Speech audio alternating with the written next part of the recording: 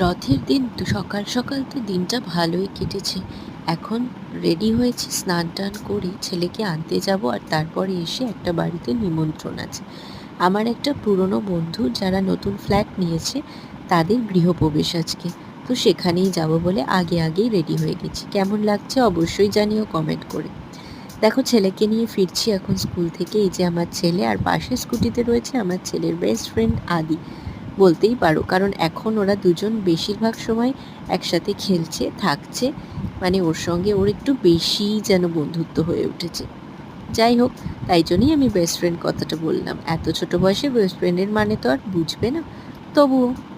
তো দেখো, স্কুল থেকে ছেলেকে নিয়ে বাড়ি আসার পর এবারে চলে এসেছি কিন্তু নিমন্ত্রণ বাড়িতে। গিয়েই ভীষণ খিদে পেয়েছিল, কারণ যেতে যেতে অনেক লেট হয়ে গিয়েছিল।